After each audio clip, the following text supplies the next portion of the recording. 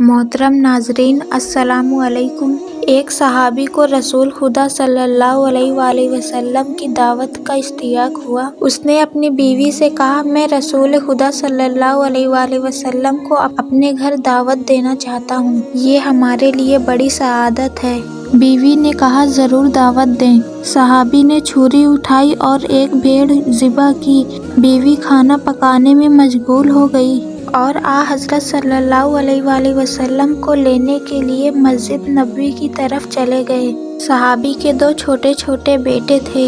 एक बेटे ने बाप को भेड़ ज़िबा करते हुए देखा था।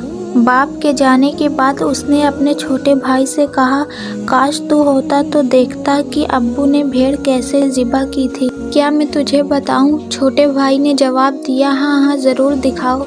बड़े भाई ने छुरी उठाई और छोटे भाई के गर्दन पर चला दी और उसकी गर्दन काट दी। जब बच्चे की चीखें माँ के कानों में पड़ी तो उसने डांट कर कहा, तूने क्या कर दिया?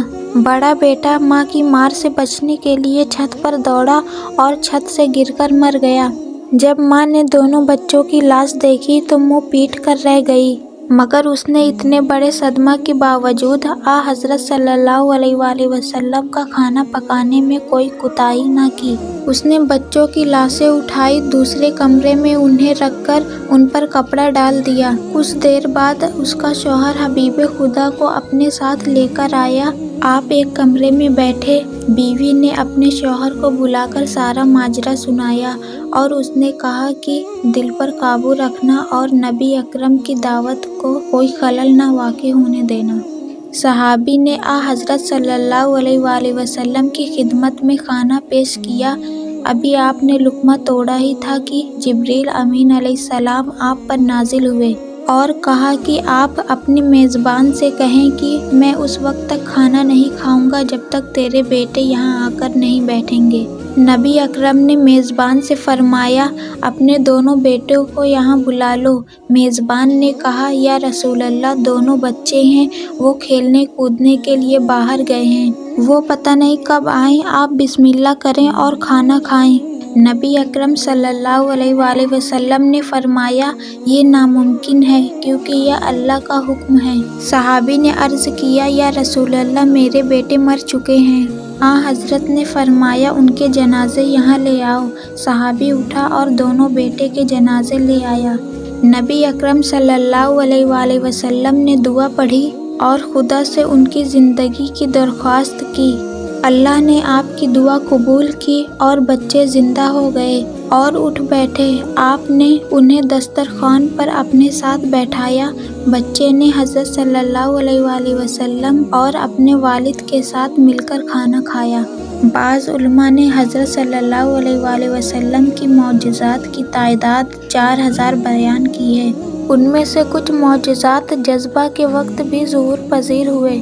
मसलन जंग के दौरान अगर किसी मुसलमान फ़ौजी का कोई औज़ कट जाता तो वो हज़रत सल्लल्लाहु अलैहि वसल्लम के पास आता।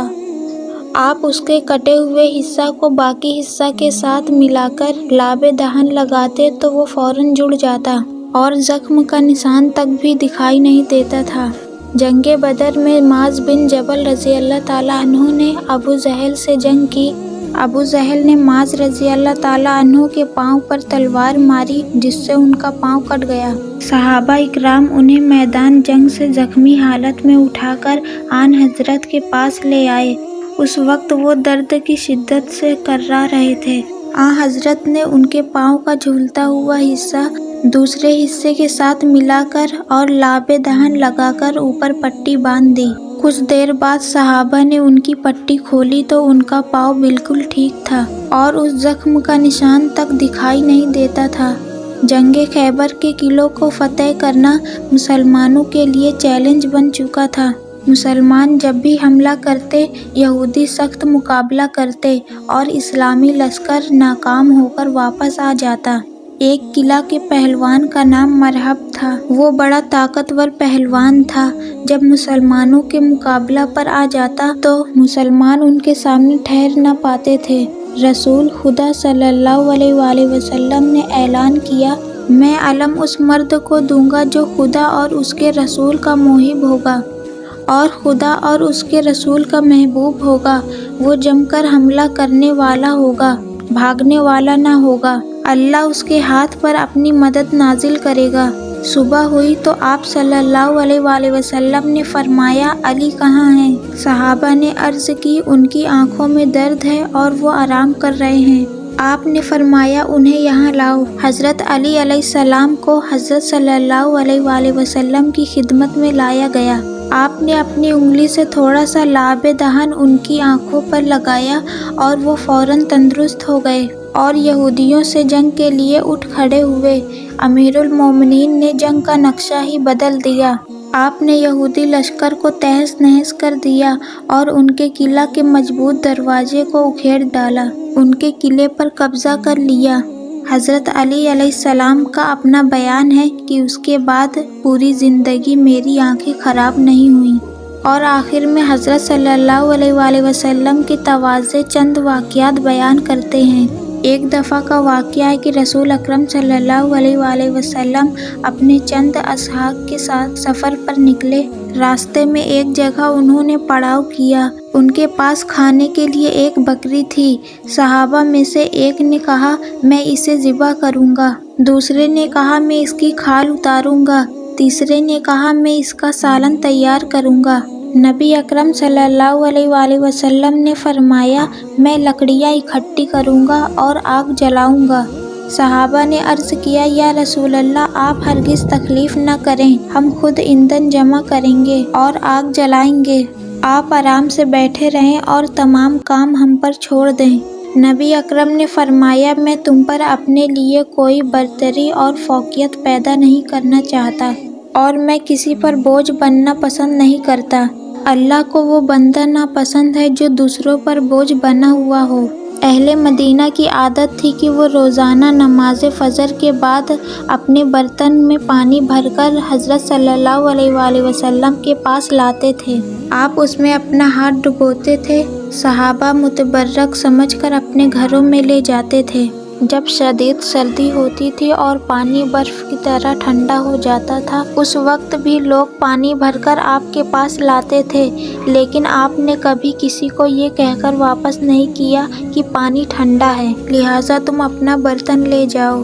ایک مرتبہ کا ذکر ہے کہ نبی اکرم صلی اللہ علیہ وآلہ وسلم اور حذیفہ یمانی مدینہ کے باہر گئے اور انہوں نے نہانے کا ارادہ کیا۔ جناب حذیفہ نے ایک کپڑا تان کر نبی اکرم صلی اللہ علیہ وآلہ وسلم کے لیے پردہ بنایا اور اس اوٹ میں حضرت صلی اللہ علیہ وآلہ وسلم نے غسل کیا۔ جب آپ غسل کر چکے تو آپ نے وہی کپڑا پکڑا اور اسے تان کر فرمایا، حذیفہ اب تم نہاؤ، میں تمہارے لیے پردہ بناؤں گا۔ حضرت حذیفہ نے بہت سی معذرت کی اور کہا، آپ پر میرے والدین قربان جائیں، آپ زحمت نہ کریں۔